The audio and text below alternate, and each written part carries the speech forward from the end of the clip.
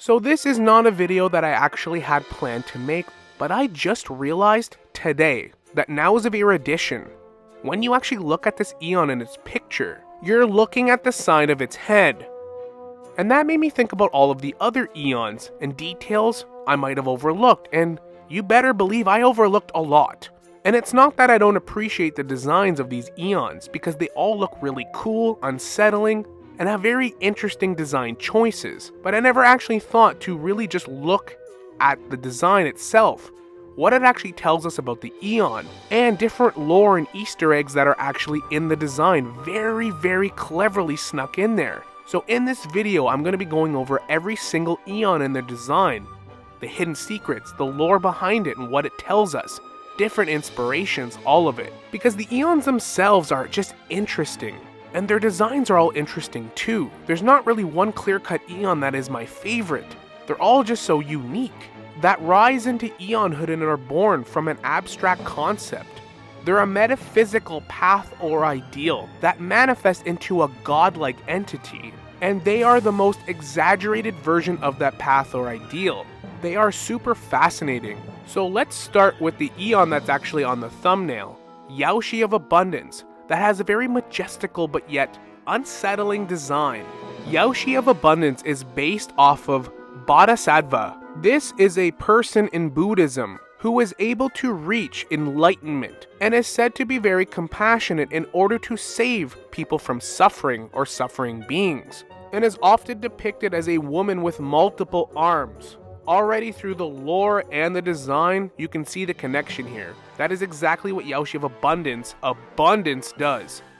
Helps the suffering of anyone that wants it. Gives immortality and long life. All the struggling planets. Given them more than enough to survive. And that's the problem. This Aeon is one of the most negatively talked about Aeons in the entire game. And one of the most problematic. And yet, Yaoshi of Abundance is one of the most compassionate of all the Aeons. It just gives. And everyone hates them for it. But because Aeons literally lack the ability of moderation, abundance can be a big problem. It's resulted in the annihilation of many worlds due to there just being an abundant amount of life. Things don't die. So this often causes nations, worlds to collapse because of the sheer amount of people or living beings there. But the inspiration for this Aeon really does fit well. An enlightened being that guides mortals to paradise and promises. Yaoshi also having what looks like red eyeballs all over her body and antlers coming out of her head.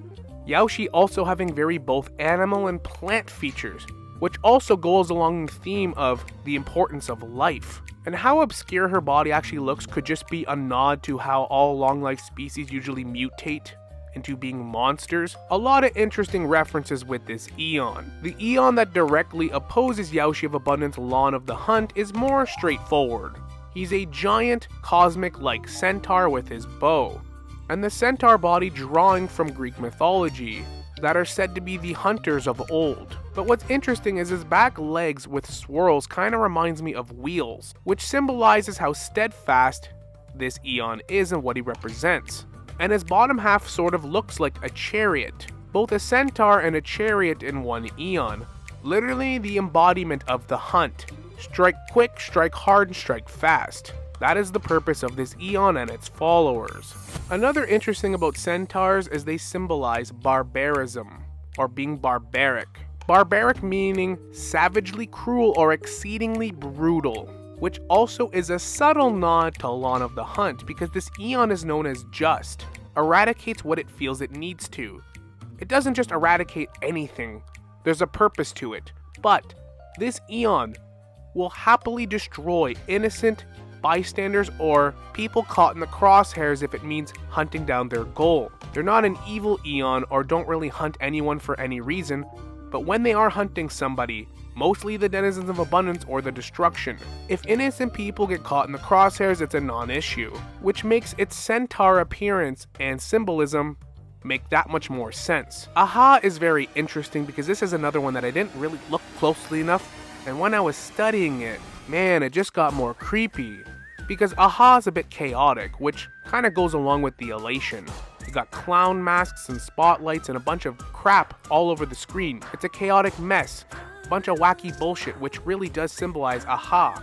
but subtly there's a very shadowy humanoid figure in the back.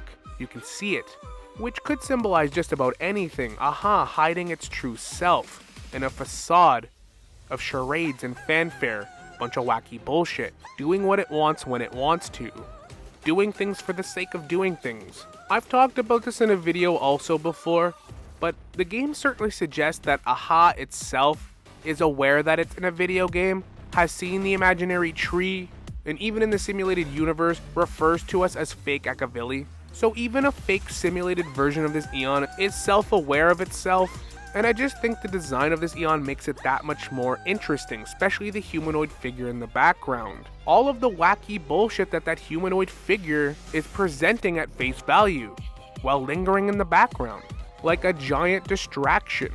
Maybe this Aeon is just a person that's transcended past the game itself, watching us lose pity on our favorite character we've been saving for and laughing at us. This Aeon is also very sexy. Wait, what? I didn't say that. What I meant to say was that it's sexy. I didn't say that. Aw, not again. Every goddamn time I talk about this Aeon. Wait, what are you doing? Why are you showing an old video of me wiping out in the snow? Can you just let me finish the video?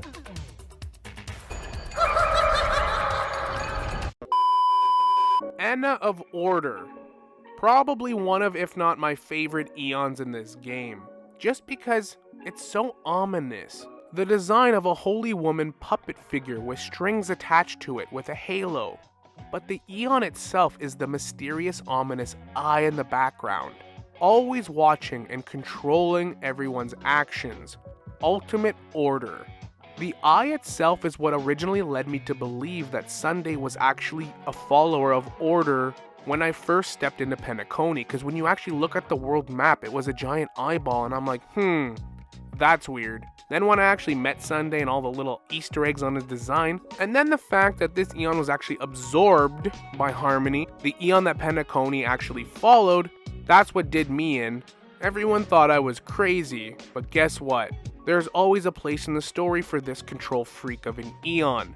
And I feel the design really does fit the concept of order. This Aeon wanted to control everyone and everything, the universe itself, other Aeons, and because the Aeons lack moderation, having absolute control, absolute order, caused all of the civilizations that followed this Aeon to crumble after they prospered. And this Aeon trying to peek its head even around after getting absorbed through Harmony, it still managed to linger. And the design choice they went is perfect. It's so unsettling and creepy, but ominous, even after being absorbed, just lurking in the background, always trying to control. Now, like we already talked about, Nook of Destruction is a giant robotic head. It was created by the first Genius Society member, Xandar. And once actually looking at it, you can actually see where its mouth would be, where the neck kind of is, cables running out of its neck, almost like a head ripped off the rest of the robot body. Almost like those cables are reaching into space in the endless cosmos to try to grasp onto all knowledge and reasoning, all information. That endless ambition to unravel all of the secrets of the universe. But it almost seems, especially with Herta's recent trailer, that she questions the Aeon. I mean, if this Aeon was created by the Genius Society, does it really work for them, or do they follow it? It's a really interesting parallel, especially since this Aeon was created a long time ago by the first Genius Society member, and there are a lot more Society members since. Is this Aeon still on Windows 95, or has it been updated since? It's a good question.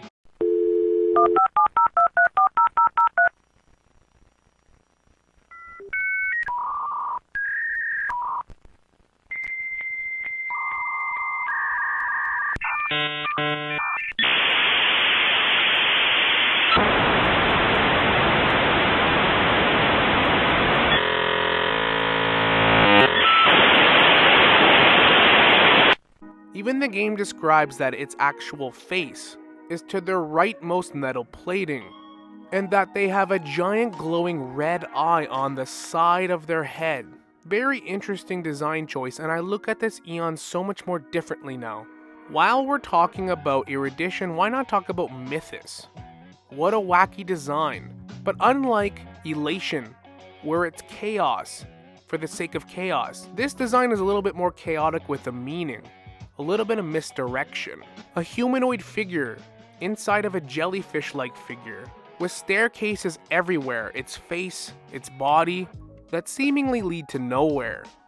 The inner body looks hard, but yet it could be malleable, which is just like a jellyfish. Nothing about a jellyfish is concrete or firm, it's just sort of there.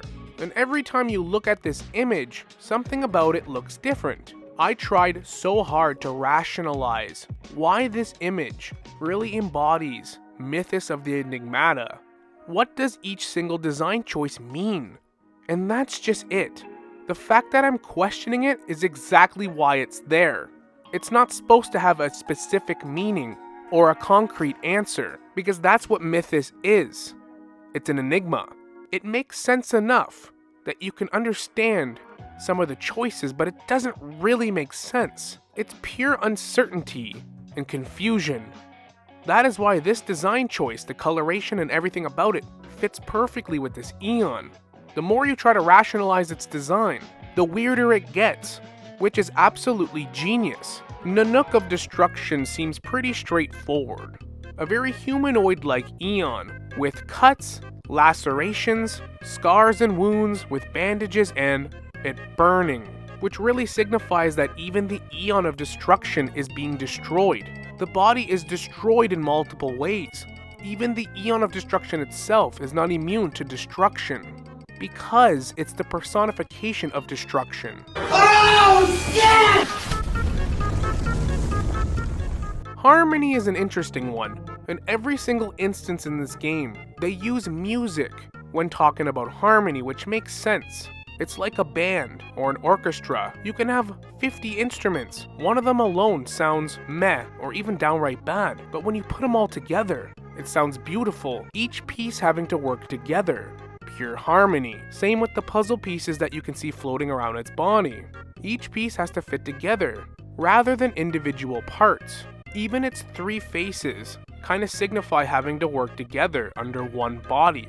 IX of Nihility is a black hole with eyeballs, a giant blob of nothingness among the stars and vortex. IX believes that everything is worthless and nothing has meaning.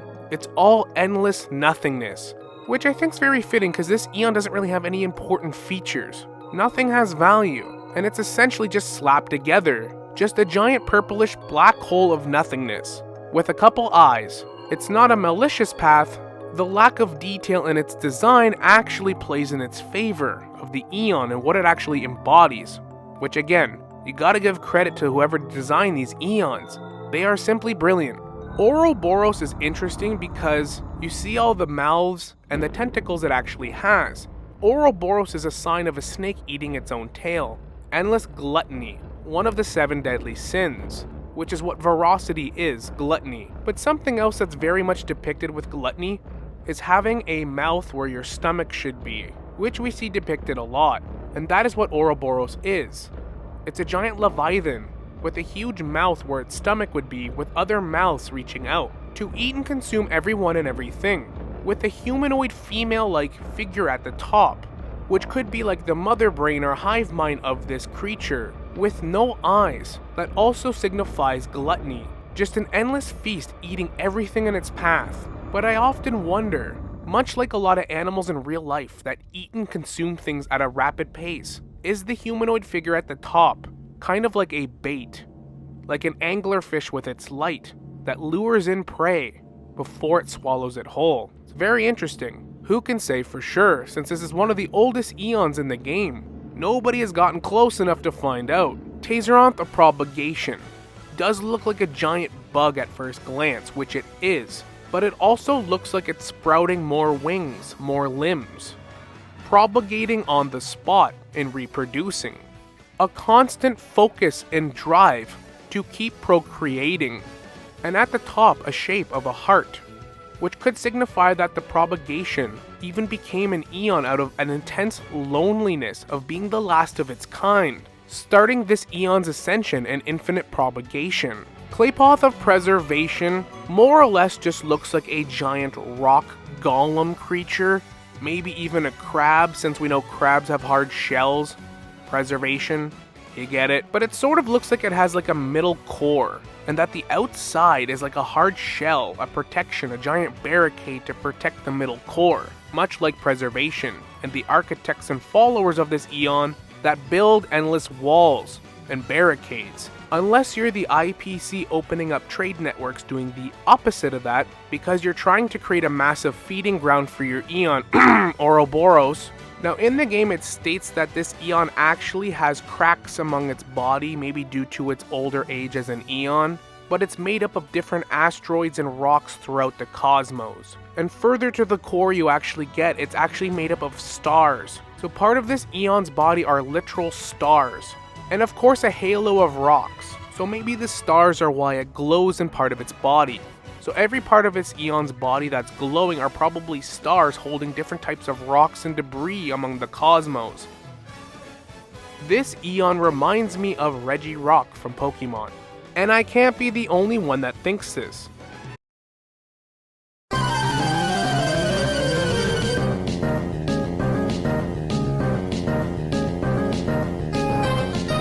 Now, Fully of Remembrance is a humanoid-looking Aeon with a body purely of crystal or condensed crystal. An Aeon that is said to have abandoned their mortal body, much like the Memo Keepers that follow this Aeon in Remembrance. The humanoid figure actually resembles an old Chinese emperor. I mean, it makes sense for the game to take inspiration from its own country, as a subtle Easter egg for the outline of this Aeon. But I'm just saying, we did find a random body. A body that didn't have any memories or any inclination of who or what it was, randomly floating around. That is now part of the Astral Express. I'm just saying. I also read that there was a Chinese emperor who drank mercury because he thought it would make him immortal. I don't know if that's inspiration for this Aeon or not, but it's interesting nonetheless. Ho-Oh is very interesting because obviously yin and yang is a big inspiration for balance, equilibrium, but this Aeon also has other features, like it looks very sturdy and strong, unbreakable but yet symmetrical, equal parts light and dark. It's all about cycle, equal parts, even Steven, and the fact that this Aeon looks very durable is probably a test to how powerful and old and ancient this Aeon is, with such a strong path. If Aeons are only as strong as their paths, then this Aeon's gotta rank among the top of them. Plus I don't see this Aeon ever getting absorbed, because equilibrium is like probably the only path in this game that actually makes sense to be an Aeon. Because it's just natural order, equal parts, yin and yang. Something that exists in our own world just naturally by the laws of nature. This Aeon isn't positive or negative, it just is. Not an exaggerated version of something that can cause harm to everything else, or imbalance the universe, like abundance, or propagation, order, destruction, just equilibrium. The Aeon of Beautyadilla is said to take the shape of whatever the person seeing it finds the most beautiful. So for me, this Aeon would take the shape of a nice plate of chicken wings when I watch my Toronto Maple Leafs play on a Saturday night. Till it's cool, just cool, into the mouth. Nice. Not only is the lack of design choice pretty interesting here, but if this Aeon is still alive, they could introduce it in a lot of very cool ways. Long the Permanence is a dragon, a very serpent-esque-like dragon. Now, the design choice for this dragon is directly inspired from a traditional Chinese dragon, especially the Chinese New Year dragon. But as for the hidden meaning behind it, there's like a ton of things the Chinese dragon can symbolize and mean, and honestly none of them are really permanents, so honestly I really think they just took the inspiration for the design, and Hoyoverse has a lot of serpent-esque like dragons to begin with. Dragons mostly symbolize power or fear because they're larger than life creatures. However, they can sometimes symbolize the circle of life. And because dragons in almost any media live a long time, much like in the Hoyoverse games, dragons have a reincarnation cycle, which is how the game depicts permanence, so maybe that's where the dragon for permanence comes into play. And as for the finality, there's a very important reason why we don't know what this Aeon looks like. It's meant to be a mystery for a reason. We are the main character with a Stellaron in our body, who clearly have ties with the Stellaron hunters, and Elio, clear followers of this path. But also, these games more than any other games are closely connected to the Honkai Impact series, where we've had hairsters of finality, and finality being a pretty big concept within those games. We're also gonna get a Kevin Kazlana export or variant pretty soon in amphoreus, and we have yet to see if Kiana Kazlana will cross over as well. Of course I'm just speculating, but I don't think this Aeon is gonna have an appearance like the rest, but rather I think it's gonna take the shape or be a person. But I'm interested to hear all of your thoughts in the comments. Which Aeon is your favorite and why?